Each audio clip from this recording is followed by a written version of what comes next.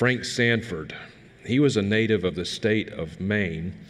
He was fascinated with Alexander Dowie, and he performed an exorcism on one of his friends, and then later took a walk out in the woods. And as he was walking out in the woods, he heard a voice out of the sky say, "Armageddon." If you're walking in the woods by yourself and you hear an audible voice say Armageddon, you're probably not in a good place spiritually.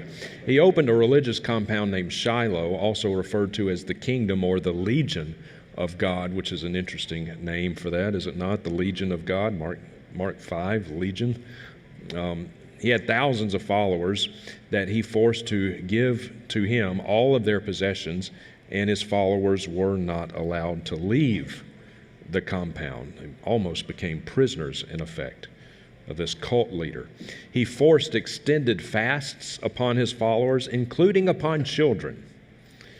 He taught that sickness was a sign that your soul was sick, and sick children were forced to fast further in order to, quote, get right with God.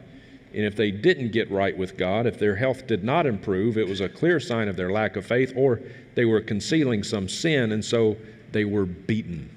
He would literally beat sick children. This guy was wicked.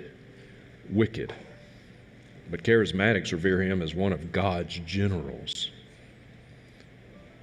Several people died, including at least one child. He was actually arrested for manslaughter. And believe it or not, 6 Shiloh churches continue to be in existence to this day, now referred to as the Kingdom Christian Ministries. And also, Frank Sanford claimed to be Elijah. Charles Fox Parham. He was fascinated with Frank Sanford.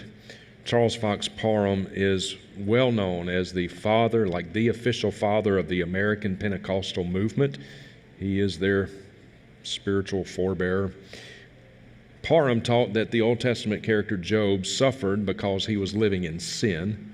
That's why Job suffered. He had sin in his life. Never mind that the Bible says he was upright and blameless and walked with God. No, he was clearly in sin. He founded the Bethel Healing School and School of Prophecy. Again, that probably sounds familiar to you, does it not?